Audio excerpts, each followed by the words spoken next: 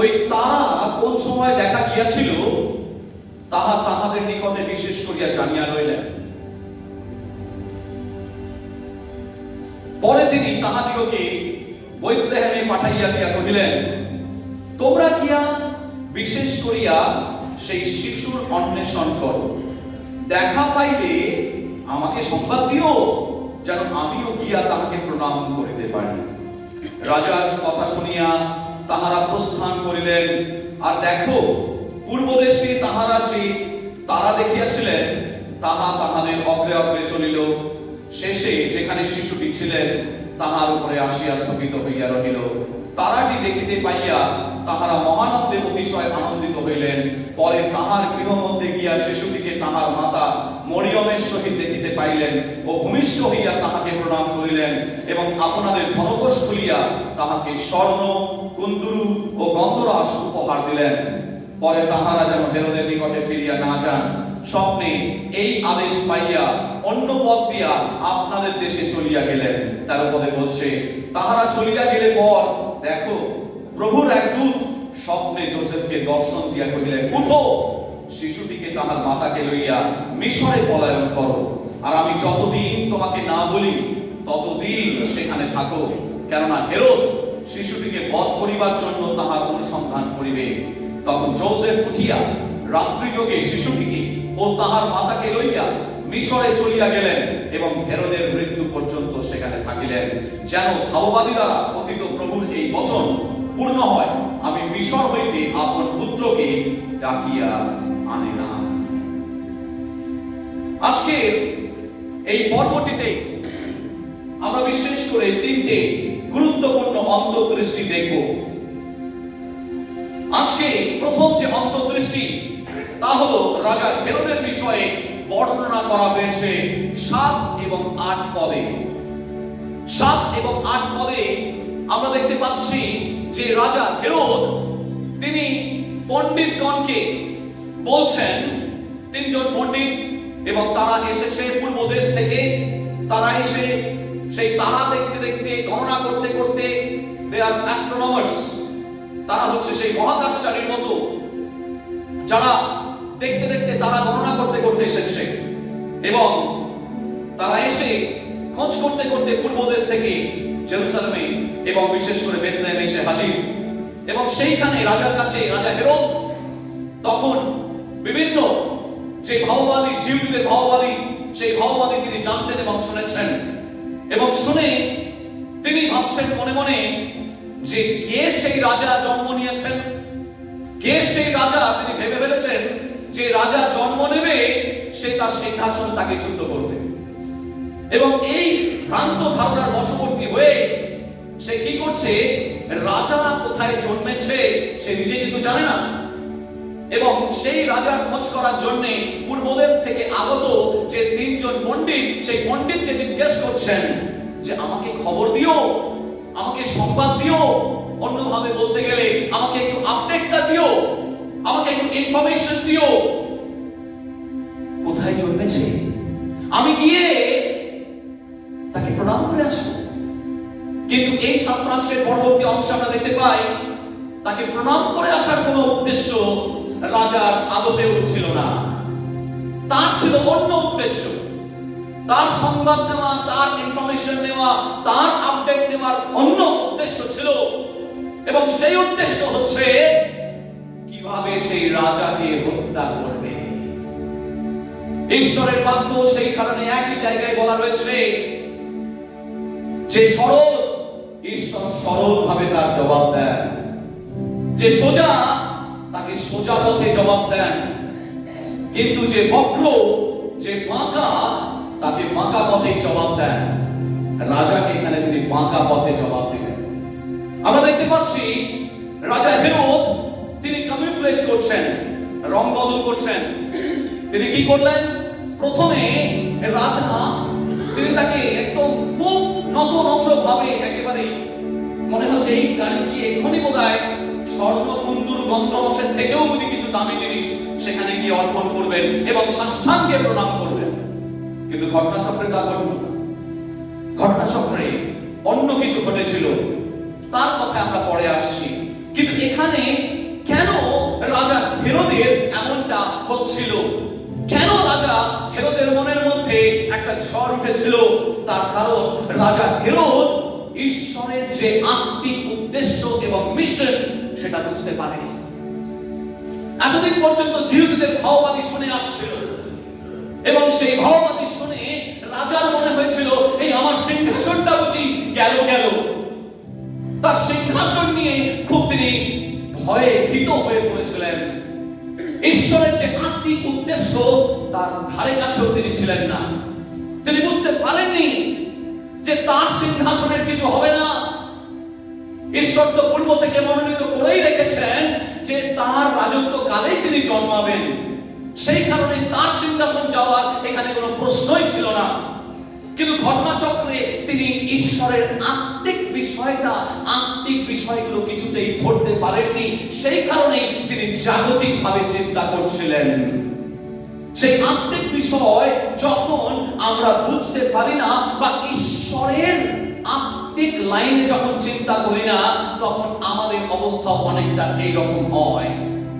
আমরা তখন সেই রাজা হেরোদের মতো আমরা অনেক সময় চঞ্চল হয়ে উঠি, রাজা হেরোদের মতো ছটফট করতে থাকি। এবং অনেক সময় রাজা মুখ এবং মনের কথার মধ্যে কোনো মিল ছিল না। তিনি বলছেন এক কথা, ভাবছেন আরেক কথা, ভাবছেন এক কথা, বলছেন আরেক কথা। তার এখানে এই যে রং পরিবর্তনের ব্যাপারটা আমরা এখানে লক্ষ্য করছি, সেটা আমাদের মধ্য দিয়ে ঈশ্বর আমাদেরকে শেখাচ্ছেন যে আমরা যেন ঈশ্বরের রাজা হেরোদ তিনি জাগতিক ব্যক্তি ছিলেন, তিনি কিন্তু কোনো অর্থে ঈশ্বরের যে পরাক্রমী পরিকল্পনা, আত্মিক পরিকল্পনা, সেই আত্মিক পরিকল্পনার লাইনে তিনি চিন্তা করতে পারেননি। অনেক সময় আমরা বিশ্বাসীরাও আত্মিক লাইনে অনেক সময় চিন্তা করতে পারি না। অনেক সময় আমরাও ব্যক্তিগত জীবনে আত্মিকভাবে আমরা বলশালী হতে পারি না এবং অনেক সময় আমরা রাজা হেরোদের মতো অস্থির হয়ে উঠি, চঞ্চল হয়ে উঠি। ঈশ্বরের বাক্য বলছে যেন আমরা ঈশ্বরের সেই যে আত্মিক মিশন যা যিশু শুরু করেছিলেন, সেই আত্মিক মিশনের লাইনে যদি আপনি চলতে পারেন, দেখবেন আপনি লক্ষ্যে পৌঁছে গেছেন। বলুন আমেন। আপনার জীবনের একমাত্র উদ্দেশ্য যে সেই আত্মিক পথে আপনি পরিচালিত হন। আপনার একমাত্র মেন্টর প্রভু যিশু হতে পারেন, অন্য কেউ নয়। ঈশ্বর আমার জীবনে আমি দেখেছি ভুল মেন্টর যখন আমাদের জীবনে আসে তখন সে ভুল পথে পরিচালনা করতে পারে, ঈশ্বর থেকে আপনাকে দূরে সরিয়ে নিয়ে যেতে পারে। ঈশ্বর বলছেন ঈশ্বরকে আপনি মেন্টর হিসেবে সবসময় গাইডেন্স রাখুন, দেখবেন কোন অবস্থাতেই আপনি ভুল পথে চলছেন না। ঈশ্বর সেই আত্মিক লাইনে যখন আপনি চিন্তা করবেন তখন আত্মিক বিষয়গুলো আপনার চোখে পড়বে। এখানে বলছে সংবাদ দিও, আমি কি আর তাহার প্রণাম করিতে পারি। রাজা জাগতিক ধ্যান ধারণা অনুসারে চলছিলেন, তাই আত্মিক উদ্দেশ্য তার পক্ষে বোঝা সম্ভব হয়নি। সেই কারণে সেই শিশুটিকে খুঁজে না পেয়ে বহু শিশুকে হত্যা করে ফেলেছিলেন। কেন? আখেরে আমাদের কাজ আমাদেরকে প্রমাণ করে, আমাদের কাজ আমাদেরকে ধরে। যখন আপনি আত্মিক লাইনে চলবেন, তার মুখ এবং তার মনের কথা দুটো এক ছিল না। রাজা বুঝতেই পারেননি যে শিশুটি তার জাগতিক সিংহাসনের উপরে তার কোনো আসক্তি বা আকর্ষণ থাকবে না। সে ভাবছে তার ক্ষমতা, তার দম্ভ, তার প্রভাব, তার প্রতিপত্তি চলে যাবে। তাই সে নবজাত শিশুটির প্রতিও ষড়যন্ত্র করতে দুবার ভাবেনি। ঈশ্বর তিনি বলছেন যার কান আছে সে শুনুক। আত্মিকভাবে না চললে যে কোনো ব্যক্তি নিজের অজান্তেই কিন্তু ধ্বংসের কারণ হতে পারে। রাজা আত্মিক উদ্দেশ্যে চলছিলেন না, সেই কারণে নিজের অজান্তে তিনি ধ্বংসের পথে চলা শুরু করেছিলেন এবং ধ্বংসের পথকে তিনি প্রশস্ত করেছিলেন। দ্বিতীয় ইনসাইট, সেকেন্ড ইনসাইট বা দ্বিতীয় অন্তর্দৃষ্টি এই শাস্ত্রাংশ থেকে আমরা পাই মথী তার 2 অধ্যায় 7 থেকে 15 পদের মধ্যে। প্রথম বিষয় আমরা দেখলাম 7 এবং 8 পদ। এখন আমরা 9 থেকে 11 দেখছি। 9 থেকে 11 এর মধ্যে যে বিষয়টা যদি আমি এটাকে শিরোনাম দেওয়া যায়, বলা যেতে পারে simplicity of the wise man. সেই যারা পণ্ডিতগণ তারা খুব সহজ সরল ব্যক্তি ছিলেন। These wise men were searching the truth. তারা কিন্তু সত্যকে খোঁজ করতে করতে এসেছেন, মনে রাখবেন। তারা খুব পরিশ্রম করেছেন, তারাকে গণনা করতে করতে এসেছেন। তারা খুব স্ট্রেট ফরওয়ার্ড ব্যক্তি ছিলেন, কিন্তু তারা রাজার চালাকি বা ধূর্ততা ধরতে পারেনি। রাজা যে ধূর্ততা করছে তা কিন্তু পণ্ডিতগণ, ওয়াইজ ম্যান, তারা স্ট্রেট ফরওয়ার্ড ছিল, তারা সরল বিশ্বাসী ছিল, তারা কিন্তু ধরতে পারেনি। এই পণ্ডিতগণের কথা, একদিকে রাজা আর একদিকে পণ্ডিতগণ, দূর থেকে সত্যের অন্বেষণ করতে করতে তারা এসেছে। তাদের একটাই লক্ষ্য, সেই রাজার উদ্দেশ্যে উপঢৌকন দেওয়া, রাজার উদ্দেশ্যে উপহার নিয়ে এসেছেন হৃদয়ের ডালি সাজিয়ে, কারণ তারা সত্যকে অন্বেষণ করতে করতে এখানে হাজির। আমাদের জীবনে দেখবেন বহু মানুষ যিশুকে জেনুইন ভাবে খোঁজ করতে করতে তারা আসে। মণ্ডলীর মধ্যে বহু লোক জেনুইনলি সত্যের খোঁজ করতে করতে তারা আসে। ঈশ্বর এমন ব্যক্তিদেরই খুঁজছেন, এমন ব্যক্তিদের উপহারই তিনি গ্রহণ করবেন, বলুন আমেন। রাজার কাছে ছিল না পণ্ডিতগণ কাছে ছিল? কে কাছে ছিল? যিশুর একই এরিয়ার মধ্যে রাজার কাছে ছিল। রাজার কাছে থাকা সত্ত্বেও, তার ক্ষমতা থাকা সত্ত্বেও তার পক্ষে রাজার কাছে উপঢৌকন নিয়ে যাওয়া সম্ভব হয়নি। কিন্তু দূর থেকে তার সত্যের অন্বেষণ করতে করতে তারা এসেছে, এবং সেই সত্যের অন্বেষণের কাছে তারা যে উপঢৌকন এনেছে, স্বর্ণ, কুন্দরু, গন্ধরস, সেটা তিনি গ্রহণ করলেন, বলুন আমেন। যদি আপনি সত্যের অন্বেষণ করেন, আপনার উপহার তিনি গ্রহণ করবেন। যদি সত্য পথে আপনি চলেন, আপনার উপহার তিনি গ্রহণ করবেন, আপনার প্রশংসা তিনি গ্রহণ করবেন। আপনি যদি সেই সত্যের পথে বিশ্বাসে চলতে থাকেন, দেখবেন আপনি ঈশ্বরের কাছাকাছি পৌঁছে যাবেন। দূর থেকে এসেও লক্ষ্যে পৌঁছে গেল, অথচ কাছে থেকেও সে বহু দূরে চলে গেল। আজকে ঈশ্বরের বাক্য বলছে, এই দুটো ক্যারেক্টার, একটা রাজা আর একটা পণ্ডিতগণ। রাজা কাছে ছিলেন, তিনি পারতেন খোঁজ করে লোক লাগিয়ে তিনি পারতেন তার কাছে পৌঁছতে, কিন্তু তার উদ্দেশ্য অন্য, তার চিন্তা ভাবনা বাঁকা। সেই জন্য ঈশ্বরের পরিকল্পনা তিনি ধরতে পারেননি। চালাকির দ্বারা মহৎ কাজ হয় না, ঈশ্বরের কাজ ঈশ্বরের মতো করেই করতে হয়। রাজা সেটা জানতেন না, কারণ তিনি আত্মিক ব্যক্তি ছিলেন না। অন্যদিকে পণ্ডিতগণ তারা সত্যের অন্বেষণ করতে করতে তারা এসেছে, বহু পরিশ্রম করে, গণনা করে করে তারা যেদিকে যাচ্ছে সেই তারার মুভমেন্ট দেখতে দেখতে তারা এসেছে। বহু দূর থেকে ঈশ্বর তাদের উপহার গ্রহণ করলেন, বলুন আমেন। আজকে যখন আপনি সত্যের অন্বেষী হবেন, দেখবেন ঈশ্বর আপনার আরাধনা, উপহার তিনি গ্রহণ করছেন। তারা খুব আনন্দিত হয়েছিল, ঈশ্বরের বাক্য বলছে they were extremely delighted at the fact that they had found what they had been searching for. যেটা তারা খোঁজ করছিল তারা আবিষ্কার করেছে, খুঁজে পেয়েছে। extremely delighted। এবং তারপরে নবজাত শিশুকে তারা আরাধনা করলেন, প্রণিপাত করলেন। তাদের আনন্দের সীমা থাকলো না। আপনার জীবনের, তারা যেন তাদের জীবনের উদ্দেশ্য খুঁজে পেয়েছে। আর সত্যিই তো তাই। আমরা কতজন যিশুকে দেখেছি? চিন্তা করেন, পণ্ডিতগণ তাদের নিজের চোখে, ব্লেসেড আর দোজ, তারা ধন্য যারা যিশুকে নিজের চোখে দেখলো বহু দূর থেকে এসে। আপনি সরল অন্তঃকরণে যখন না থাকবেন, তখন ঈশ্বরের খোঁজ আপনি পাবেন, বলুন আমেন। সেজন্য বলছেন, ধন্য যাহারা নির্মলান্তকরণ, কারণ তাহারা ঈশ্বরের দর্শন পাইবে। এরা নির্মলান্তকরণ ছিল বলে ঈশ্বরের দর্শন পেয়েছিল। তাই নির্মলান্তকরণের বিশেষ প্রয়োজন রয়েছে, তবেই আপনি প্রকৃত ঈশ্বরের দর্শন পাবেন। তৃতীয়, অন্তর্দৃষ্টি। আজকে 12 থেকে 15 পদে সেখানে লেখা রয়েছে, ঈশ্বর অন্তর্যামী, তিনি সবকিছু জানেন, মানুষের অন্তর তিনি জানেন শুরু থেকে শেষ। এখানে দেখুন দুটো স্বপ্ন দেওয়া রয়েছে, এই প্যাসেজের মধ্যে দুটো স্বপ্ন দেওয়া রয়েছে। প্রথম স্বপ্ন তিনি কাকে দিলেন? প্রথম স্বপ্ন তিনি কাকে দিলেন না?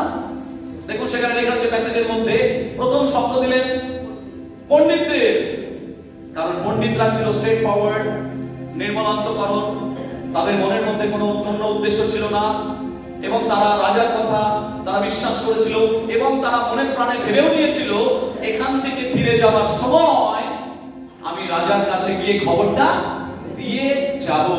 ঈশ্বর সেটা জানতেন, সেই কারণে ঈশ্বর তাদেরকে সাবধান করার জন্য কি করলেন? স্বপ্ন দিলেন। কাকে?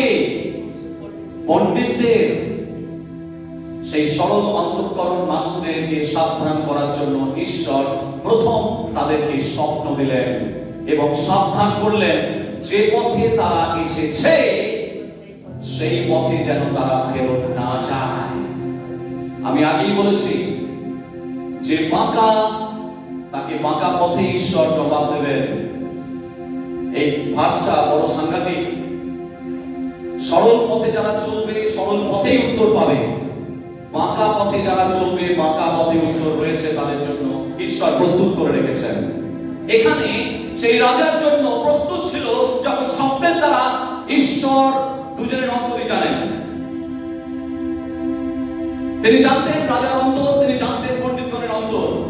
তাই পণ্ডিতগণকে সাবধান করে দেওয়ার জন্য প্রথমেই তিনি স্বপ্ন দিলেন পণ্ডিতগণকে, যে পথে এসছো সে পথে ফেরত যাবে না।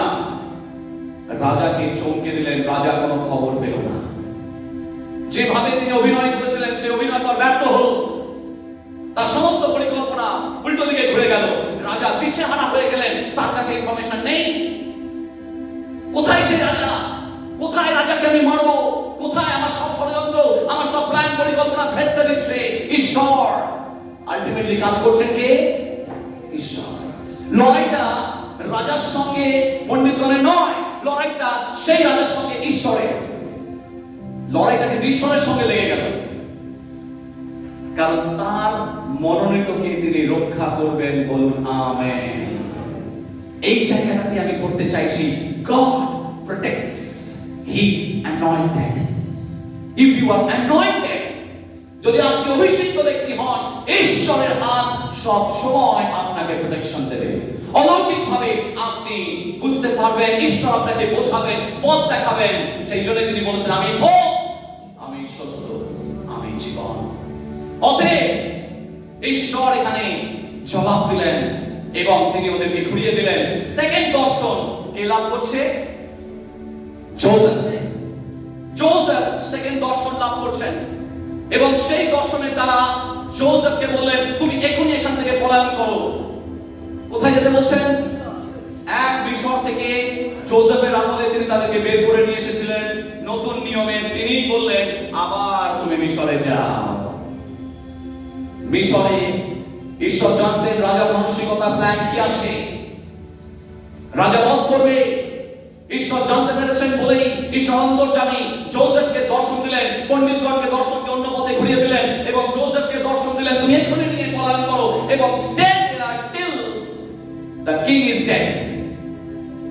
কারণ তিনি সুনিশ্চিত করবেন, ভাবে দেখুন, তার অ্যানয়েন্টেড কে রক্ষা করার জন্য, তার অভিষিক্ত ব্যক্তিকে রক্ষা করার জন্য রাজার মৃত্যুকে তিনি সুনিশ্চিত করছেন। রাজার মৃত্যুকে তিনি সুনিশ্চিত করছেন এবং সেই পর্যন্ত তিনি বললেন, তোমরা মিশরে থাকো, মিশর থেকে তুমি বেরিয়ে এসো না। মিশরে তোমাকে আমি প্রোটেকশনের ব্যবস্থা করে দিয়েছি, ইউ স্টে দেয়ার। আমি রাজার সঙ্গে বুঝে নিচ্ছি। অ্যানয়েন্টেড ওয়ানকে সরিয়ে দিলেন জোসেফের দ্বারা, রাজাকে এবার তিনি বুঝে নিলেন। রাজার মৃত্যুকে তিনি সুনিশ্চিত করলেন। তাকে মৃত্যু সুনিশ্চিত করার পর ক্ষেত্র প্রস্তুত করে আবার তাকে অ্যানয়েন্টেডকে তিনি ওখানে নিয়ে আসলেন। ঈশ্বর তিনি কাজ করেন। বলুন আমেন।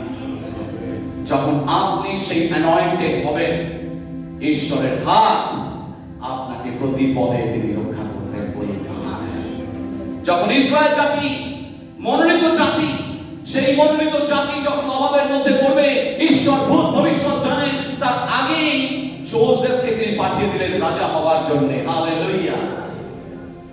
যোসেফকে তিনি পাঠিয়ে দিলেন, সেখানে তিনি রাজার পরবর্তী অংশে, পরবর্তী সিংহাসনে তিনি বসে গেলেন, সমস্ত ক্ষমতা তার হয়ে গেল এবং ইসরায়েল জাতিকে তার মধ্য দিয়ে তিনি নিয়ে আসলেন। সমস্ত ভরণ পোষণের দায়িত্ব তিনি দিলেন। 430 বছর যোসেফের পরে তারা সেখানে ছিল, মোশের নেতৃত্বে বেরোনোর পরে আগে। ঠিক তেমন ভাবে যখনই আপনি মনে রাখবেন ঈশ্বরের মনোনীত, আপনাকে প্রথমে স্থির করতে হবে, am I the chosen by God? নিজেকে প্রশ্ন করুন যে প্রভু আমি মনোনীত কিনা। মনোনীত মানে আপনাকে ভালো হতে হবে না, মনোনীত মানে আপনাকে এভাঞ্জেলিস্ট হতে হবে না, মনোনীত মানে আপনি প্রকৃত বিশ্বাসী এবং আপনি শিষ্যা কিনা, মেম্বার নয়।